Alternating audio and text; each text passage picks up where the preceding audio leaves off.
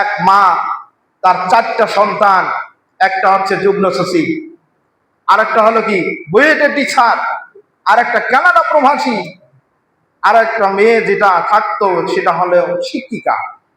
সেই মায়ের কি হয়ে গেল, বেহাল অবস্থা। রুমের অবস্থা দেখলে মনে হয় যে এখানে মানুষ বসবাস করে নাকি অন্য কিছু বসবাস করে। যেটা সোশ্যাল মিডিয়া আমি দেখেছি যে করুণ অবস্থা, সে মা মারা যাওয়ার পরে পোকা ধরেছিল শরীরের মধ্যে, অথচ সন্তান একজন সচিব, আরেকজন হচ্ছে বুয়েটের টিচার।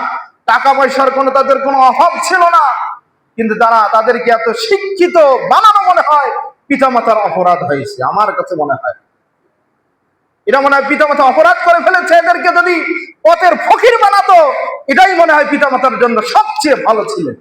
এদের অবস্থা দেখি কিছুদিন আগে একটা সাক্ষাৎকার দেখলাম যে ঢাকা তিতুমির কলেজের একজন অধ্যাপক এবং কয়েকটা ঢাকার বড় বড় সুনামধন্য কয়েকটা কলেজের অধ্যাপক ছিলেন ওই ব্যক্তি, রংপুরে এক বৃদ্ধাশ্রমে তাকে রাখা হয়েছে। সন্তানগুলো বড় বড় শিক্ষিত। আমার মনে হয় এই পিতামাতা মনে হয় সন্তানদেরকে লেখাপড়া করে ভুল করেছে।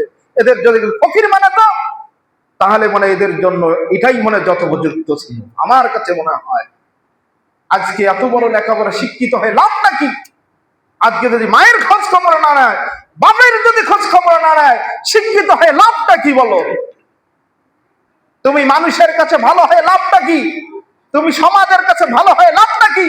তুমি যদি মায়ের কাছে, বাবা মায়ের কাছে যদি ভালো না হও, তোমার এই 10-এর কাছে ভালো মন্দ হওয়া এটা তাতে আসে যায় না।